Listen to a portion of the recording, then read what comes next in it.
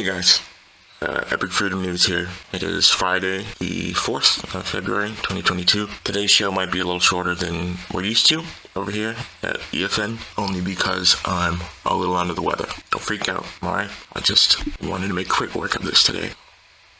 Jeff Bezos is in the news today. Mayor denies Dutch city will dismantle historic bridge for Jeff Bezos' yacht. It seems that he asked a city in the Netherlands to completely reshape a historic bridge to bend to his will and accommodate his expensive yacht. This is just another example of your tax bracket determining your level of freedom. I read that Jeff Bezos never parks legally. He always parks in illegal parking spaces because he knows that he can pay the ticket.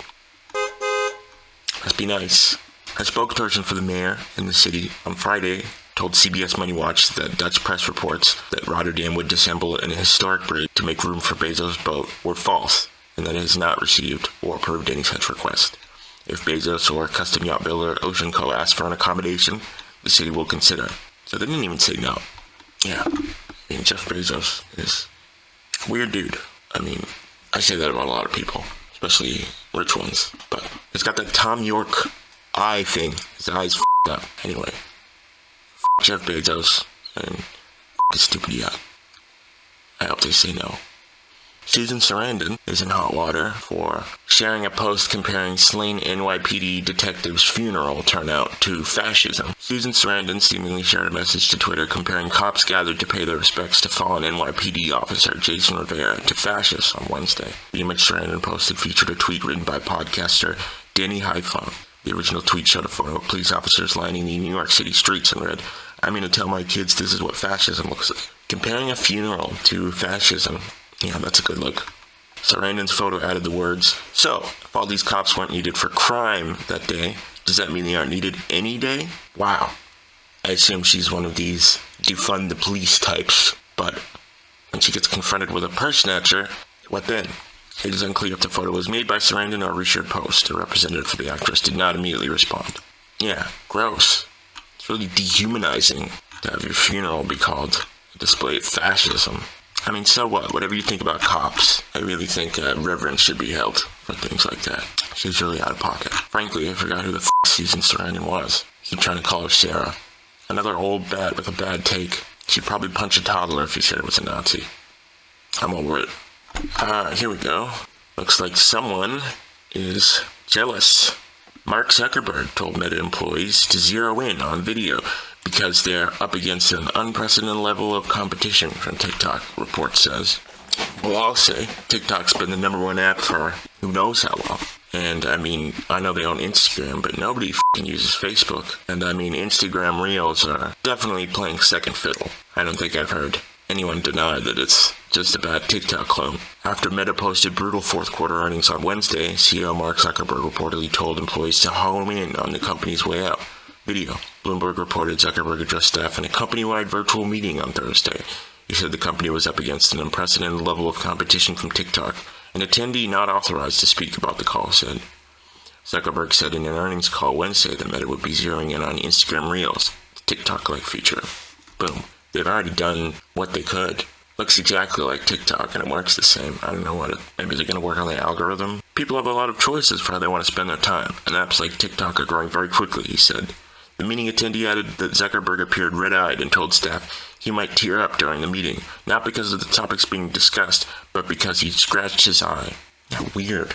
These weird f***ed up elite are always making excuses for having weird shit like black eyes or red eyes or going like this. Anyway, even though his reptilian strength and cunning intellect have brought him to where he is today, China is definitely a worthy foe. I think TikTok is going to kick Facebook's ass, or Meta, or whatever. Speaking of China, here's our China segment for the day. With more Olympic news, China chooses athlete with Uiyghur heritage to help light cauldron. In an almost laughable display of fake posturing, acting like they love the Uyghurs and grandstanding them while killing, and beating them every day by the millions. As always, the lighting of the Olympic cauldron is a moment that delivers despite all the machinations that led up to it. What set this moment apart was who carried the flame to the cauldron. Zhao Xiaowen, a Nordic combined athlete, was joined by Dinijir Yilamujian, a cross-country skier who is said to be of Uiyghur heritage. This was no doubt a statement from China to the rest of the world, which has condemned China for its treatment of the Uyghurs, a Muslim ethnic group in the northwest part of the country. It's believed that more than 1 million Uyghurs are being held in re-education camps in the region of Xinjiang. Definitely a statement. According to China, the whole thing with the Uyghurs is all fake. I mean, apparently these re-education camps are just fancy schools. Thousands of survivors from these death camps will say otherwise. More hypocrisy from China. What do you know? But now it is time for...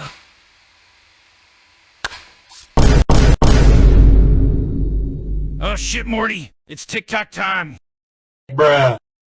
And we only got 3 today, since I'm not feeling so well, so let's make them good. If you support the truckers in Ottawa in any capacity, I'm going to assume that you are a f***ing Nazi. And that you support the fact that they assaulted workers at a f***ing soup kitchen. I'm going to assume that you support them defacing Terry Fox's statue and pissing on a f***ing war memorial. I'm going to assume you don't respect a single f***ing person who isn't perfectly fit into your stupid little cis-het patriarchal white supremacist bullshit. I'm going to assume that you don't care whether disabled people live or die. And I'm gonna go ahead and say that I don't think you care if anybody who isn't you lives or dies, because people are going to die because of this. The roads are blocked off. We are facing, I'm not in Ottawa, but Canada, like, it's fucking cold. People are going to freeze. People are being assaulted. People are being screamed at. There is a never-ending wall of sound surrounding Ottawa currently. That is psychological warfare. People are going to get hurt. People are going to lose their minds in that situation. So if you support the truckers, I hope you support the people of Ottawa when they lose their shit and fucking retaliate. When they fight back against the literal Nazis holding them hostage currently. If you support the truckers, you're not fucking welcome here. Get fucked. There's a lot coming from this little firecracker here. So from what I understand, the truckers are protesting the mandates by blocking off certain roads in a convoy. Yeah, sure, maybe some people can get to where they're going, but if I remember correctly, liberals were flipping over cars and burning down police stations and looting all the Gucci bags out of the Nordstroms when George Floyd happened. These mandates, this affects everyone. Regardless of that, this person's also mad about war murals getting defaced.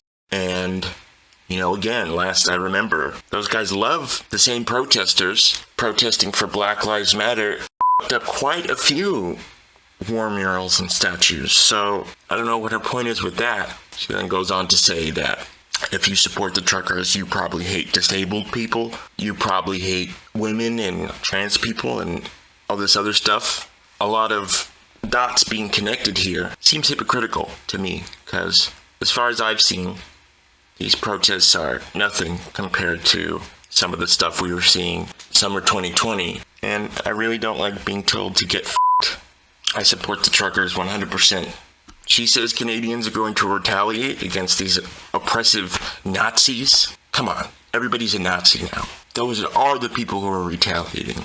If you retaliated against them, it would just be the system engaging in the same level of oppression that it has since the mandate started. Well, yeah, people are tired, but not of the truckers.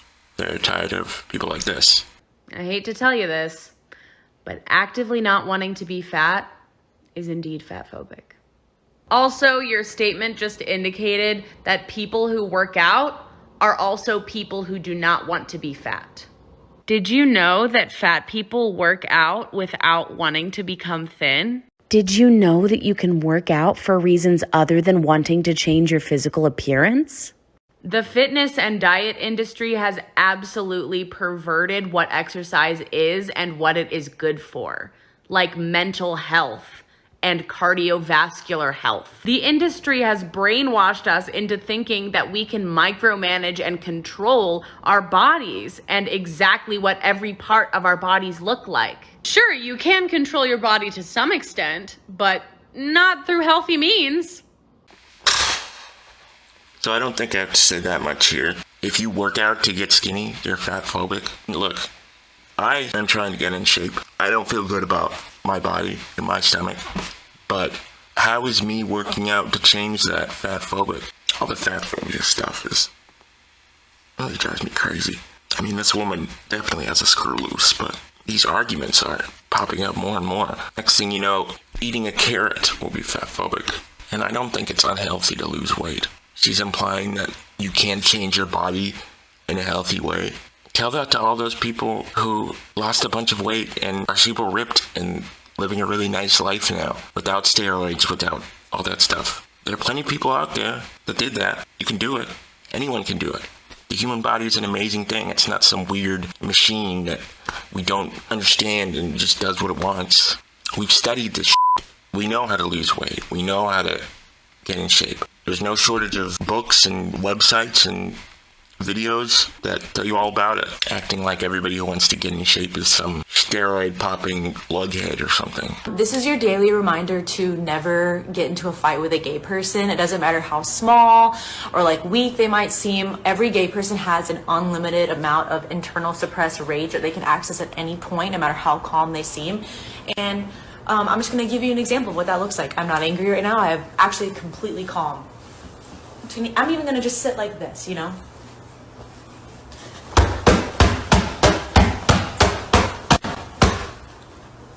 Don't fight gay people. Yeah, don't fight gay people. Don't do it.